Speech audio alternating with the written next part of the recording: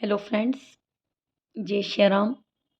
और देखो, इससे पहले 2 वीडियो मैं अपलोड कर चुकी हूँ, तो वो जो दोनों वीडियो हैं वो विश्व की भूगर्भ समय सारणी से संबंधित जितने भी क्वेश्चन बनते हैं और जितने भी क्वेश्चन ऐसे जिनमें माइनर थोड़ा सा चेंज है और हम क्या उसको पढ़ते टाइम इतना टिक नहीं कर पाते कि जितना कि जब हम उसको क्वेश्चन करेंगे। जैसे कई क्वेश्चन हैं उसमें डायनासोर एमेनाइट का, जैसे प्रकाट्य कब हुआ, बहुलता कब हुई, विकास कब हुआ, कार्बन की जैसे कोयले की उत्पत्ति कब हुई, कोयले का विकास कब हुआ, दक्षिणी हिमाच्छादन कौन सा है, उत्तरी हिमाच्छादन किस तरफ है।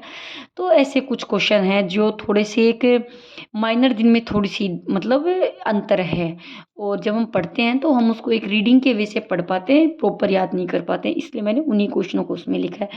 उसके बाद हमने टॉपिक थ्योरेटिकल पार्ट में पढ़ा था, पृथ्वी की आंतरिक संरचना के शॉर्ट नोट्स मैं आपके साथ शेयर कर चुकी हूँ। आज हम उसके करेंगे 25 क्वेश्चंस, ठीक है।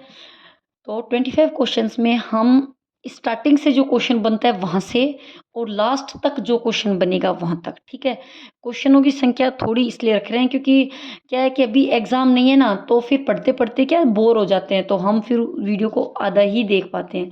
तो इससे अच्छा है कि अपन थोड़े पढ़ लें लेकिन सही से पढ़ लें। तो देखो, पृथ्वी की त्रिज्या कितनी है, तो पृथ्वी की त्रिज्या है 6371 किलोमीटर। उसके बाद है अप्रत्यक्ष स्रोत के नाम लिखिए। तो अप्रत्यक्ष स्रोत हैं घनत्व, दाब और तापक्रम, ठीक है।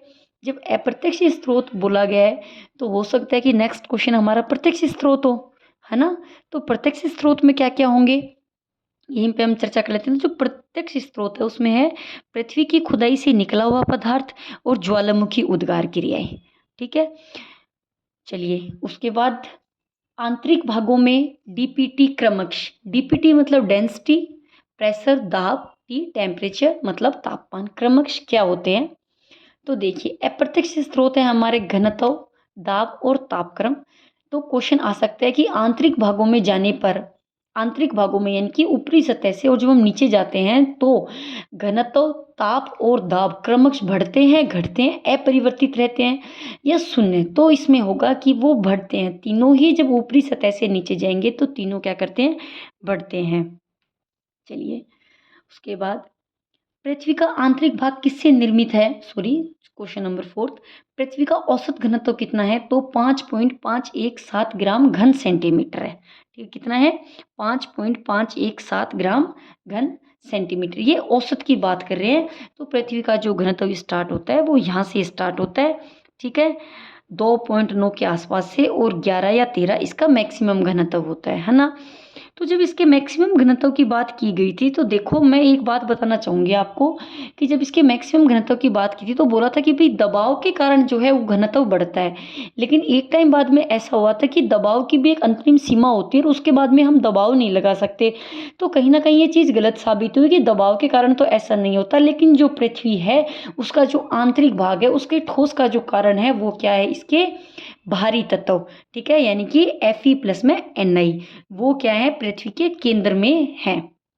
चलिए, नेक्स्ट क्वेश्चन, औसत घनत्व को नापने का सफल प्रथम प्रयास सर्वप्रथम किसने किया। तो औसत जो घनत्व है उसको नापने का सर्वप्रथम किसने किया, तो कैवेंडिश ने किया। किसके आधार पे किया, तो गुरुत्वाकर्षण सिद्धांत के आधार पे किया। किसके आधार पे किया, गुरुत्वाकर्षण सिद्धांत के आधार पे किया। और जब इन्होंने नापा तो कितना आया, 5.48, कितना हुआ, 5.48, ठीक है। उसके बाद पॉइंटिंग नामक विद्वान ने औसत घनत्व, यानी कि औसत घनत्व को मतलब कई भूगोलवेताओं ने नापा।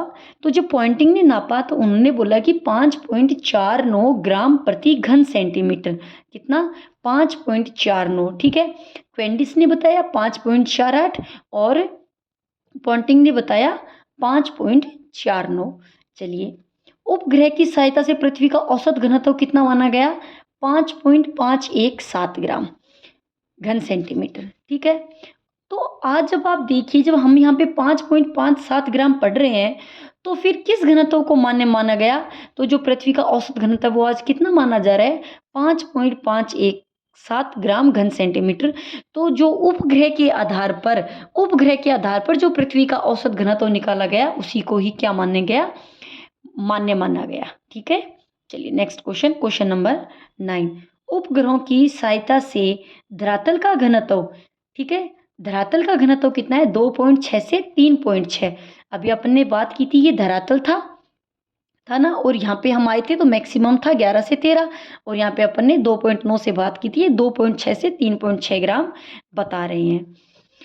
पृथ्वी के केंद्र का, अब मैंने इसमें केंद्र का घनत्व लिखा है, तो देखिए आप इतना थोड़ा सा दिमाग लगा लो कि जब केंद्र की बात कर रहे हैं, जब हम बात ही पृथ्वी की आंतरिक संरचना की बात कर रहे हैं, तो हम बात भी किसकी करेंगे, पृथ्वी के केंद्र की बात करेंगे। तो जो पृथ्वी का केंद्र का घनत्व है वो 11 ग्राम प्रति घन सेंटीमीटर है। नेक्स्ट क्वेश्चन, भूपृष्ठ पर दाब कैसा है, तो भूपृष्ठ पर दाब कैसा है, कम है। दाब सर्वाधिक कहाँ पर है, तो दाब सर्वाधिक है क्रोड पर। क्रोड, इसकी 3 परतें थी पृथ्वी की, ठीक है, भूपृष्ठ, क्रस्ट, मेंटल, प्रवाह, तीसरी अंतरतम और क्रोड। 3 पर, इनको हम बाद में पढ़ेंगे, और बाद में भूपृष्ठ के हम पूरे क्वेश्चन एक साथ करेंगे ताकि हमें पढ़ने में दिक्कत ना हो। सर्वाधिक दबाव का कारण क्या है, सर्वाधिक दबाव का कारण क्या है, तो देखिए पहला कारण है घनत्व, बिल्कुल, यानी कि पृथ्वी की जो डेंसिटी है वो भारी है। दूसरा है निहित तत्वों का भारी होना, यानी कि पृथ्वी के केंद्र में जो तत्व है ना वो कैसे हैं, भारी तत्व हैं, उन तत्व के कारण कैसा है, भारी है। पृथ्वी के केंद्र पर दाब कितना है, तो दाब है 3600 किलो बार दाब है। कितना दाब है, 3600 किलो बार दाब है, ठीक है।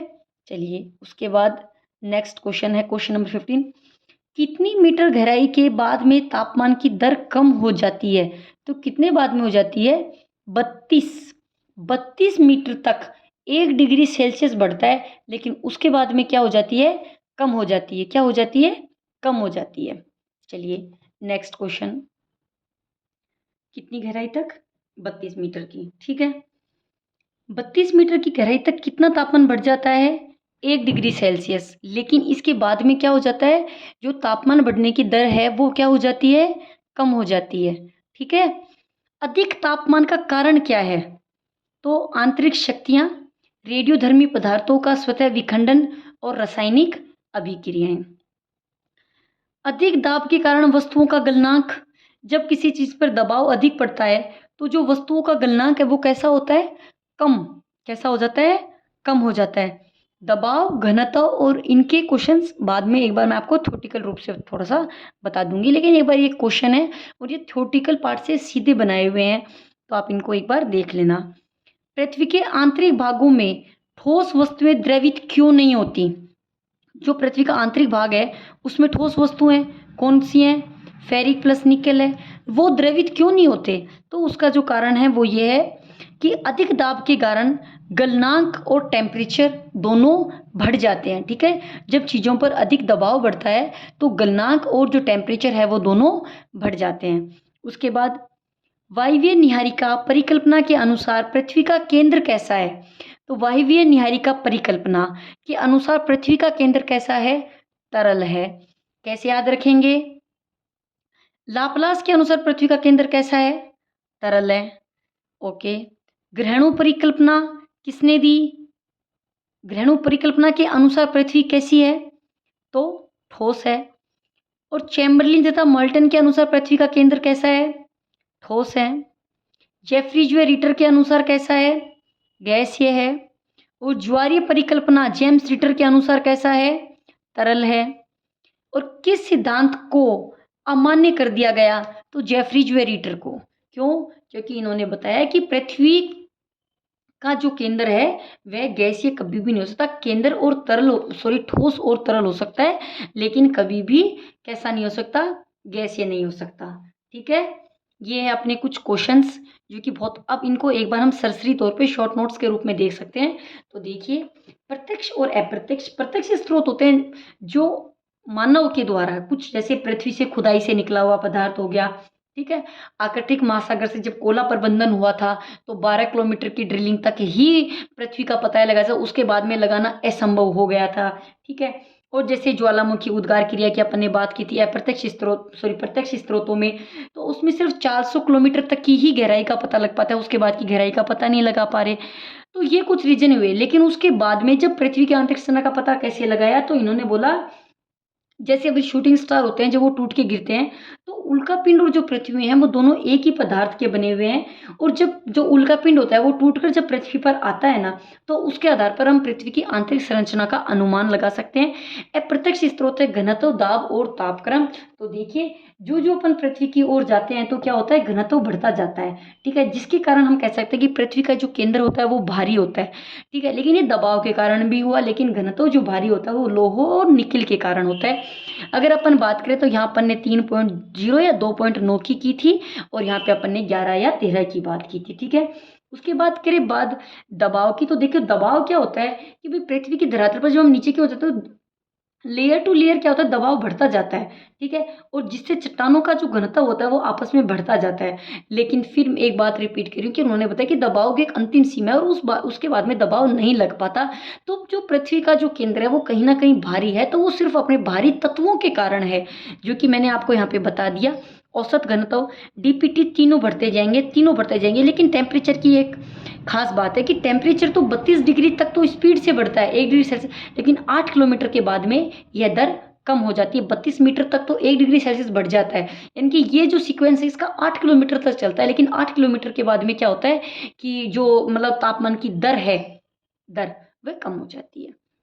चलो, ये चीज़ें आपकी याद करने की। भारी तत्व मैंने आपको बता दिया कौन कौन से, फेरिक प्लस में निकेल है, ठीक है। उपग्रहों की मान्य किसको कर रहे हैं हम आज के टाइम में, इन दोनों को मान्य कर रहे हैं। केंद्र पर घनत्व कितना है, तो 11 ग्राम, 11 या 13, ठीक है, 11 या 13 ग्राम घन सेंटीमीटर। भूपट्टी पर दाब कैसा है, कम में। सबसे बात है कि 3 है भूपट्टी, मेंटल और क्रोड या अंतरंग, 3 है। तो तीनों में सबसे कम जो सबसे ऊपर होगी उसी के ऊपर ही तो होगी ना, तो स्वाभाविक सी बात है। दबाव सर्वाधिक कहाँ है, क्रोड पे, बिल्कुल। जो क्रोड जो अंतरतम है, क्रोड को 2 हिस्सों में बांटा गया है, ठीक है, और भूपट्टी को भी 2 भागों में बांटा गया है। इनके हम जब नेक्स्ट क्वेश्चन करेंगे तब हम इनकी बात करेंगे। सर्वाधिक दाब का कारण बिल्कुल घनत्व और निहित तत्वों का है, ठीक है। तो दाब, तापक्रम, तीनों की बात होगी। लाप्लास, लाप्लास हो गया, चैम्बरलिन हो गया। लाप्लास को कैसे याद रखोगे, लाप्सी कैसी होती है, तरल है, तो लाप्स ने कैसे बताया, तरल बताया।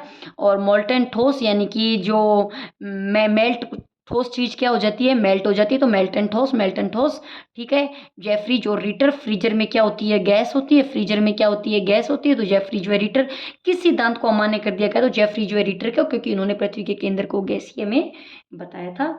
नेक्स्ट क्वेश्चन करेंगे हम कल।